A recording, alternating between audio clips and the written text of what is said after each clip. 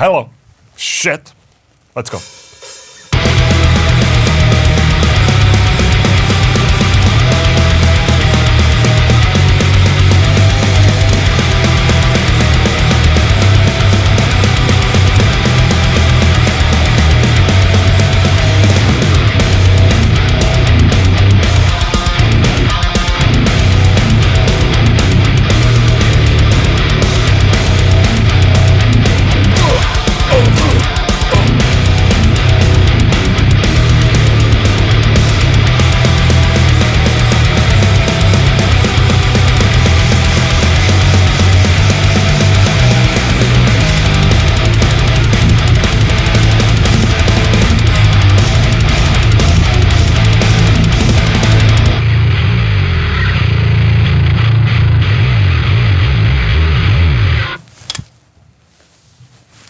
What's up, everyone, and welcome to Sunday with SWOLA69. Holy shit! I'm terribly sorry, guys. You were probably expecting Sunday with Ola 100. Well, there's one episode missing, number 69. I never did it. I'm sorry, but don't worry. This is a new SWOLA, SWOLA69. I'm just covering up because if I would make a SWOLA 100 today, it wouldn't have been a true 100 episode because I skipped 69 because of thirsty assholes out there. You know, because 69 is it's a 69. Why is that even a problem?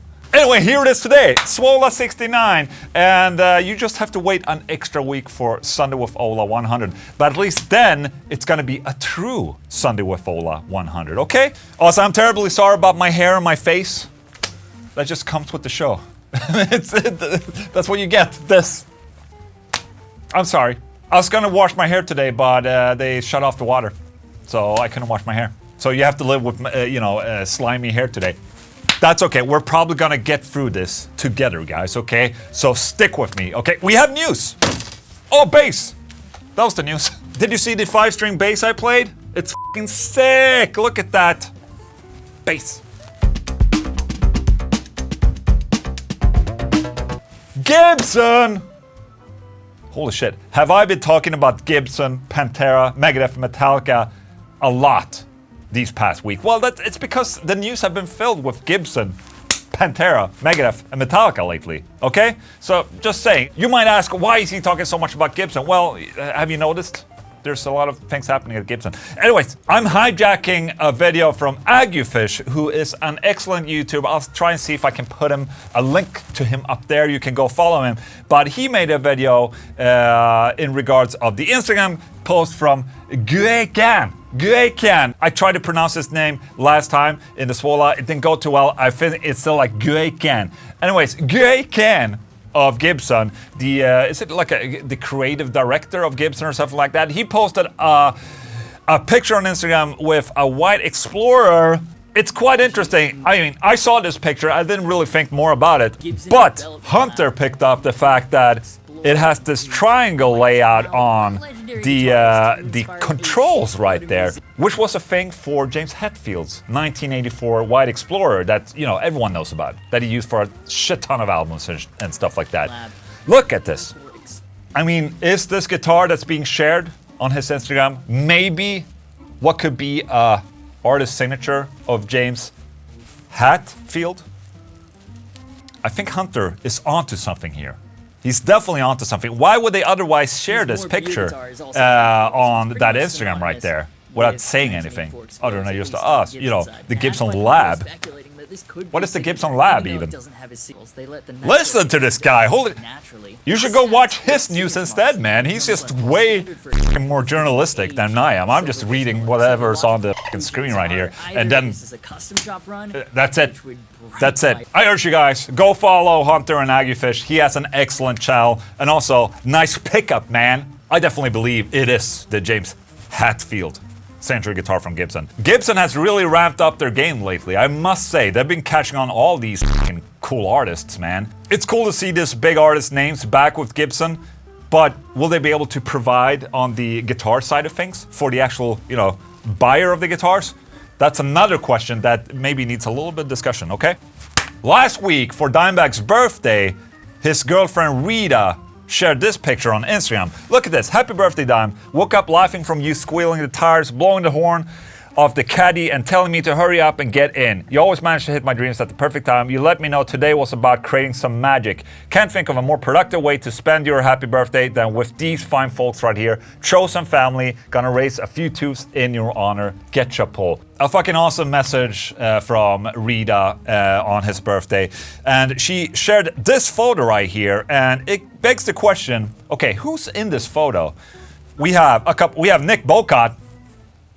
Yeah, the guy. He's working for Sweetwater now, but excellent guy. We have Grady Champion, guitar tech of Dimebag.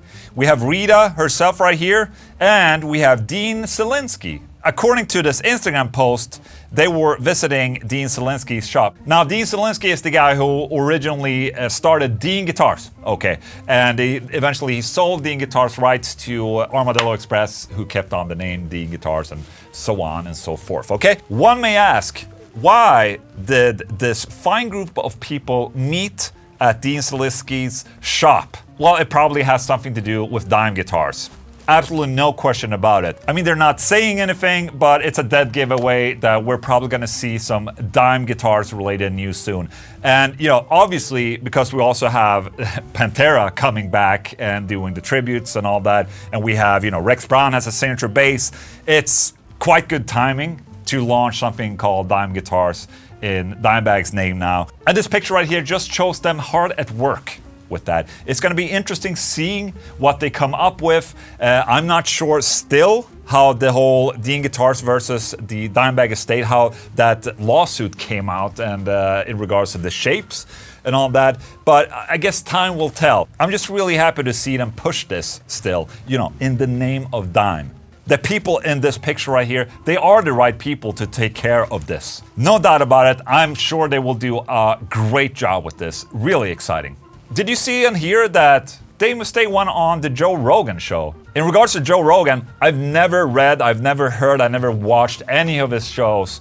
But, you know, I know he has a very important podcast where he interviews a lot of important people. Maybe it's time for me now to check out my first video with Joe Rogan, and that is with Dave Mustaine. Anyways, there are a couple of headlines from this show where Dave is talking about Metallica, obviously. Dave and Metallica. Best. They're like this. They love each other so much.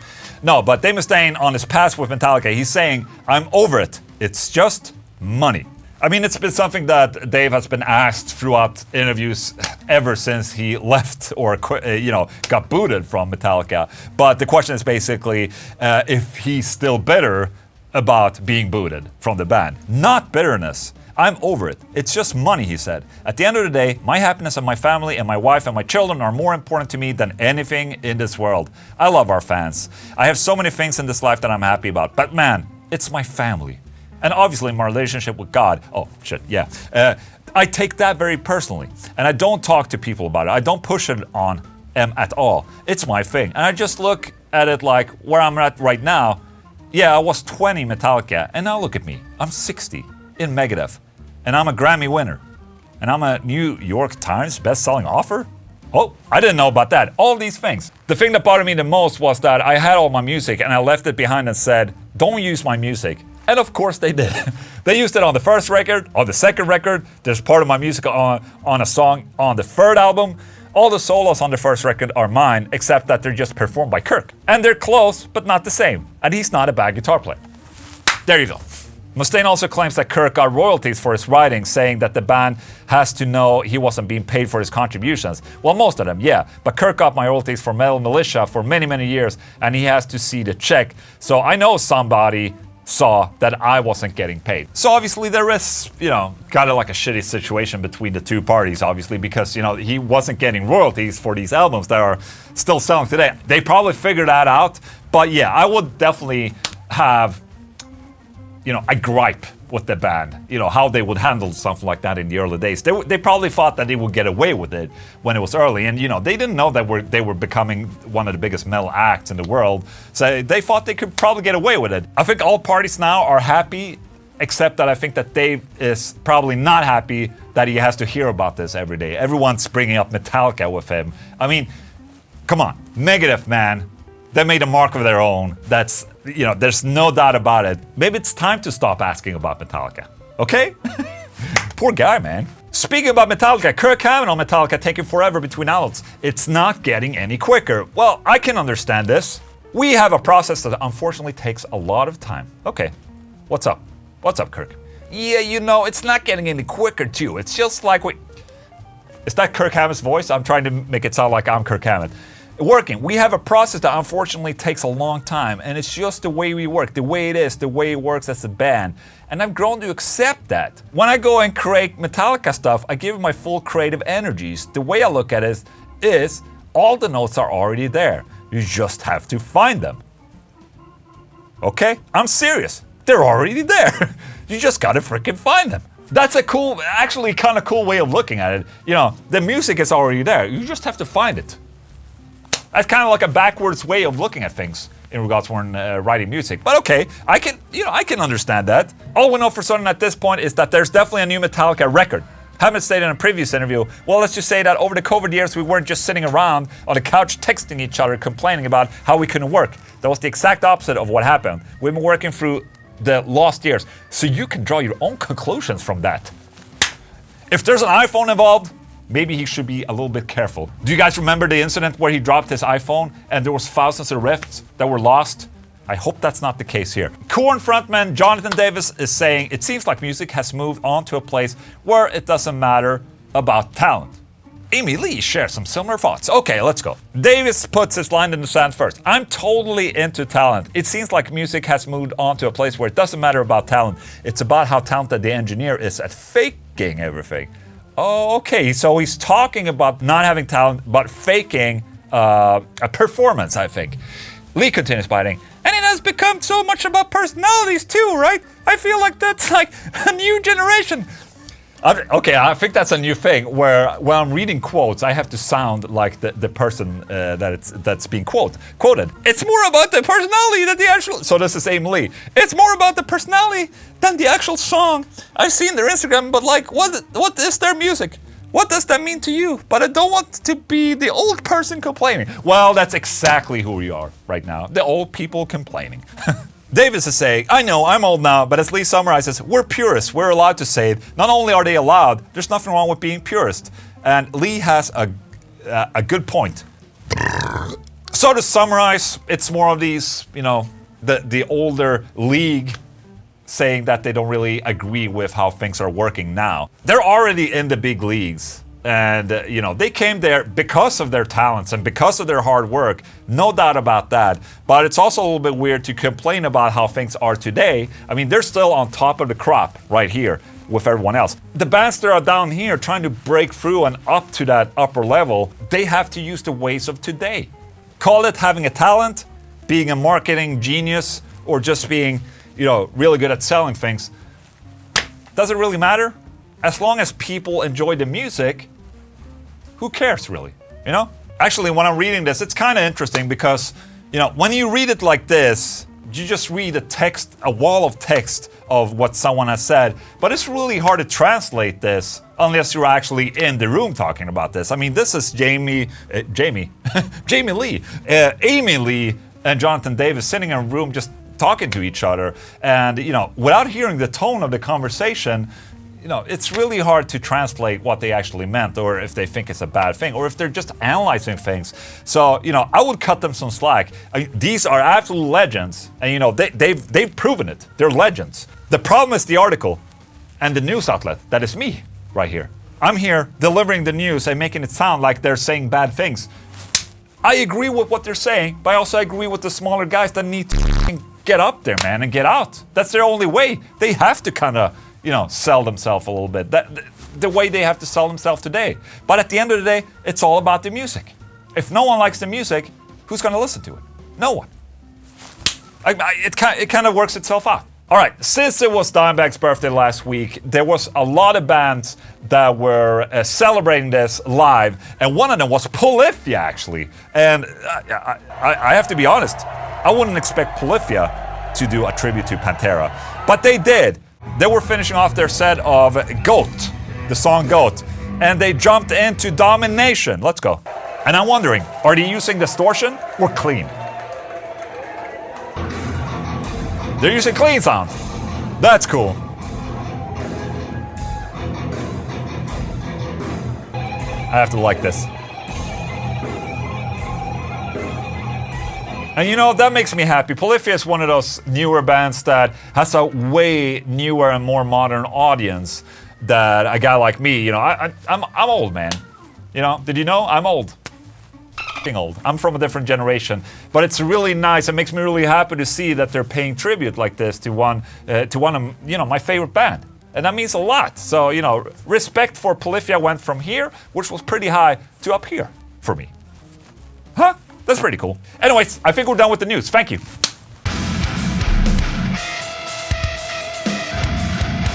Guitar of the week. Check this out. I already showed you guys one of my Screaming Eagle guitars. The Australian brands that utilizes woods that are from the woods in Australia. So it's Australian woods.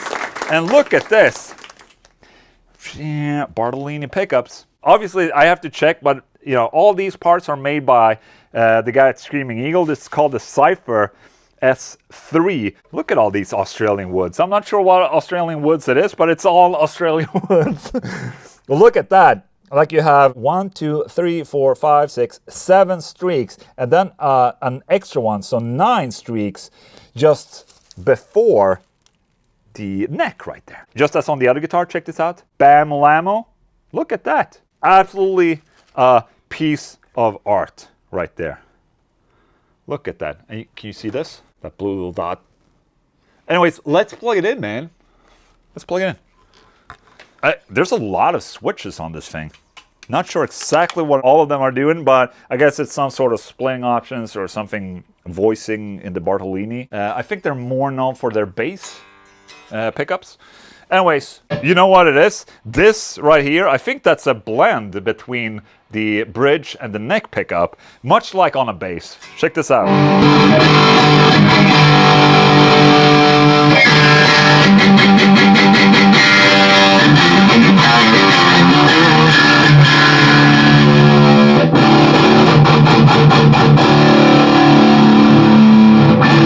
This is tone, volume. I think tone, volume, and blend between pickups.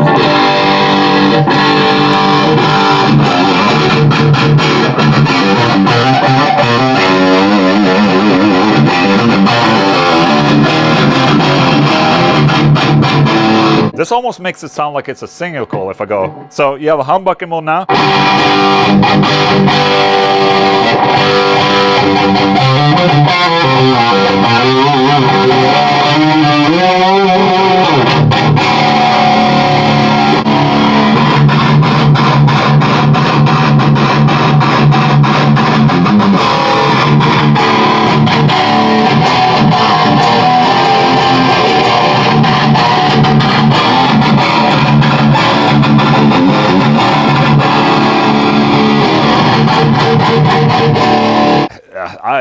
I probably have to look up how this works. Definitely not used to these pickups. I'm kind of wondering if these actually are bass pickups. Look at the size of these. I mean, this shape is a little bit more normal than the other Screaming Eagle guitar, and I think it looks great, man. I think it looks great.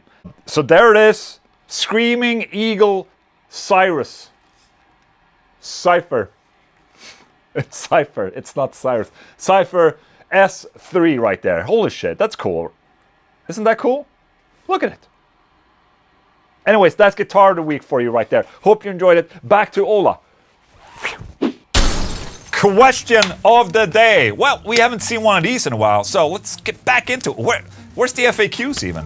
I haven't had an FAQ in a while. Anyways, Philbo Pagans is asking, if you could change one thing about starting your YouTube channel career, what would it be with all this hindsight? Okay, that is a legit question. Would there be anything I would change throughout this years of YouTubing? So, okay, just to give a little context, I've been doing my YouTube channel since maybe 2008, 2009.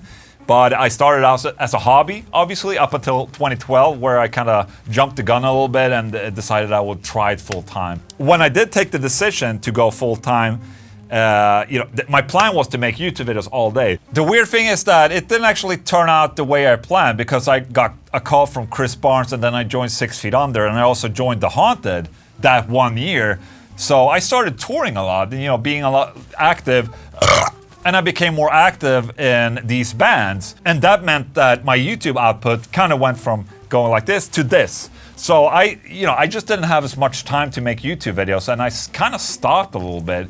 So I became more of, a touring guitar player, musician, going out touring, recording albums and all that. And the YouTube part kind of went a little stale, and I just didn't upload as much content. And at that time, I saw that, I saw all the other YouTubers kind of going like this, while I was just like being very steady. So I felt like for 2 or 3 years that my channel was kind of stagnant. But eventually I kind of picked it up, and I started talking in my videos, and it kind of went back again to growing. Thinking back if that was a mistake or not, I wouldn't see it as a mistake. I don't think I would have changed it, because I was having a lot of fun. I was out there touring a lot, and I was really concentrating on writing albums for these bands, and just having a lot of fun, just feeling the rock star part a little bit more than just being the creator. And I remember myself saying, I want to be remembered for the music and not Ola Englund, the YouTuber. So I was kind of like, I was dead sure that I would do less YouTube and just do more music. But then I kind of went back to YouTube, and a lot of things happened in my life when I got kids, and my just whole outlook on things changed. I think the turning point was when my daughter was born, that I was like, okay, nothing in this world matters. I don't care what people think about me, and I don't care how people portray me. Here I am, this is me. If you don't like it, you don't have to watch. If you like it, well, good for me. It was almost like flicking a switch in my brain a little bit, and everything after 2014 just made a lot of things easier, and I just stopped caring about a lot of things, and the content that I was not caring about the content, but just caring about having an input from others on what I was doing, because obviously I listen a lot to my viewers and what they want, and I see that still, and I keep it in the back of my head, seeing what people want to see from me, but at the same time I have a pretty good focus of what I want to do and what makes me happy. And I think that if I just continue to do what makes me happy, it will create better content, maybe. I don't know. So looking back at things, I don't think I want to change anything. If I will go back and change something, maybe things wouldn't have been the same today, and I'm pretty happy where I'm at today. And the size and all that. I just reached 750,000 subscribers, man. That's insane. Next goal is 1 million. Can you guys help me with this? Can we reach 1 million quick?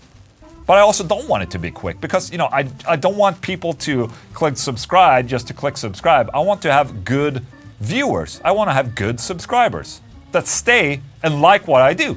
I don't want quick subscribers. I like it when it's growing slow, because it means that I build a great base of followers instead of just this quick thing. I don't like the quick stuff, man. The quick content. It's not for me. So to answer your question, no, I don't think I would change anything. Thank you. All right, that was it for SWOLA69. Hope you enjoyed it. Sorry for not having a SWOLA100, but I promise you next week is going to be Sunday with Ola 100. It's going to be amazeballs. Also tomorrow I have the live stream. If you want to be a part of the Sunday with Ola Riff Challenge, you can download the drums from that intro that you heard in the beginning of this video. You can make your own riffs, and I'll check you out in the next live stream over on my Ola Englund #2 channel. How about that? With that said, thank you so much for watching. Hope you have a great day. Goodbye.